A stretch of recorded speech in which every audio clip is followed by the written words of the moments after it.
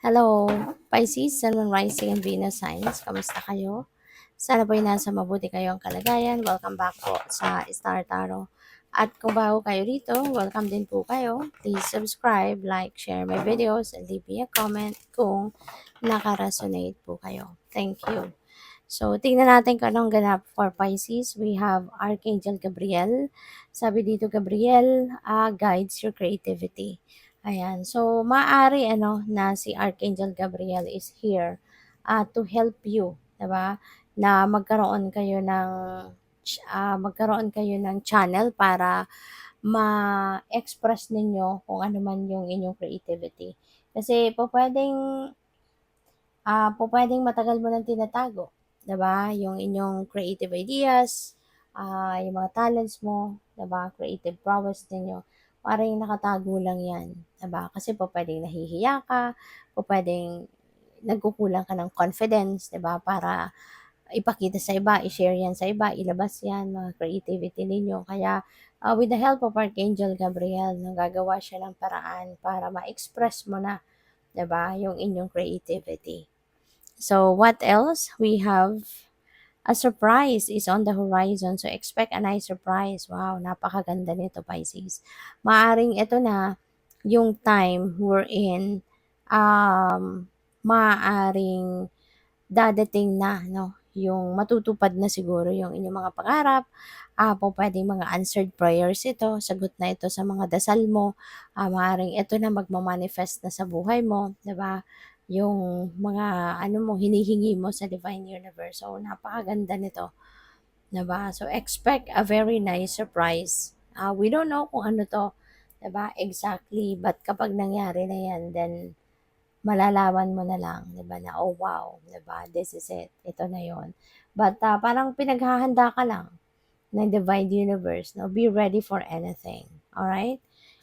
Ah, we have patience. No matter what the situation or delay is, your desire will come when it is meant to, 'di ba? Tama 'yan, practice more patience kasi hindi na lagi natin tatandaan na hindi lahat ng gugustuhin natin, hindi lahat ng hinihingi natin sa universe ay mangyayari at ibibigay sa atin, 'di ba?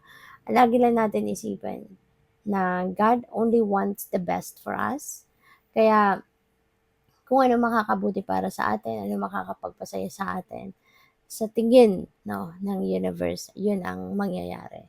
Kaya minsan, and we don't know, 'di ba, until na dumating, until na mangyari sa buhay natin, tsaka lang natin malalaman.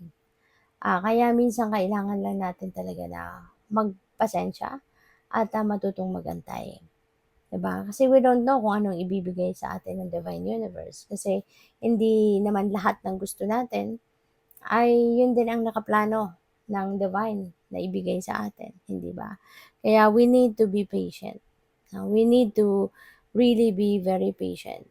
At magantay tayo ng kung ano yung ibibigay niya sa atin. Okay? So, what else? Kasi kapag kung ano man yung gusto natin, always remember na provided that it is for your best interest. Provided na kung ano yung hinihingi mo, ano yung wini-wish mo, ay talaga makakabuti para sa'yo, ibibigay at ibibigay yan. But, not in your timing, but in God's perfect timing. Kasi lahat ng nangyayari sa buhay natin is according to the divine order and timing, hindi ba? Kaya, provided na yun ay best for you, kung ano man ang hinihingi mo, kung ano man ang inaantay mo, yan ay mangyayari at mangyayari din. No? When the time is right, then it will just happen. Okay? So, by the way, maraming salamat for subscribing. And if you haven't subscribed yet, subscribe na kayo. And also, maraming salamat din for not skipping the ads. Malaking bagay yan sa akin. And also, please click the join button sa baba ng video kung gusto niyo na mag-join sa membership. Thank you. So, life purpose. Ayan. So, baka ang iba sa inyo sa ngayon, alam mo na kung anong purpose mo sa buhay. That's very nice.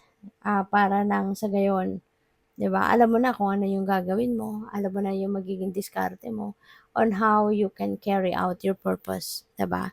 So that's really beautiful. And parang two in one ito, parang kape lang ano, na maaari 'no, na yung life purpose mo is also maaring yun din ang pangarap mo. Maaring yun din ang pangarap mo gawin sa buhay, maaring yun din ang pangarap mong ma-experience mo sa buhay mo, yung gano'n. Kaya parang two in one ito, you're hitting two birds in one stone, kumbaga, 'di ba? Kaya napakaganda na siguro alam mo na kung ano yung purpose mo sa buhay ngayon, and also you are manifesting your dreams. Maaaring may gulat factor din ito para sa iba sa inyo na siguro masasabi mo na, "Oh my God, 'di ba, I'm already living my dream." Tapos at the same time, yun din pala yung kailangan mo talagang gawin sa buhay, 'di ba? Yun talaga yung mission mo na dapat mong gampanan dito 'no, sa mundo. So what else? We have spiritual insight. So pay attention kayo sa mga nakikita ninyo. You know, mga signs, symbols, omens, synchronicities. Pay attention to that. Okay? Kasi may mga spiritual insights dito na po pwedeng dadating, 'di ba? And those are guidance para sa iyo. Guidance 'yan ng divine universe para sa iyo to guide you, 'di ba? Kung saan ka papunta, anong dapat mong gawin, ano na yung mga necessary no na mga things that you need to focus on at this time. So, what else? We have transformation. Yan. Be open to change, okay? Maging bukas ka sa pagbabago. Kasi maaring ang iba sa inyo, maaring hindi kayo komportable, no, sa mga pagbabago. May mga taong ganun, na sanay sila sa kung ano na yung, kung na nandun lang sila sa anino ng kanilang comfort zone, you know. May mga taong ganun, no? That's normal na hindi lahat, 'di ba, gusto ng pagbabago. Kaya maaari ng iba sa inyo may gano'n, 'no, kaya iniimbitahan kayo dito or ini-encourage kayo dito na be open to change, maging bukas ka sa mga pagbabago. Kasi kapag may pagbabago naman nangyayari, 'di ba, it is for the better, 'di ba? Kung tayo mismo, 'di ba, kung meron tayong gustong baguhin sa buhay natin, 'di ba, we are thinking of improving our lives, improving ourselves, kaya meron tayong binabago.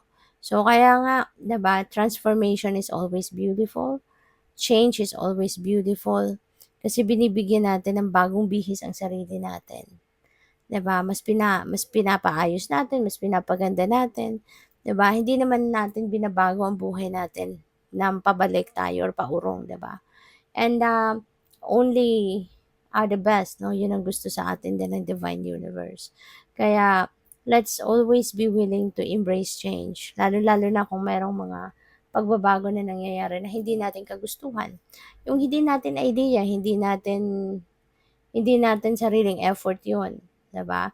So let's just embrace change. Kasi change is always good. Change is always beautiful naman. So good luck. Thank you for watching. Love and light. Namaste.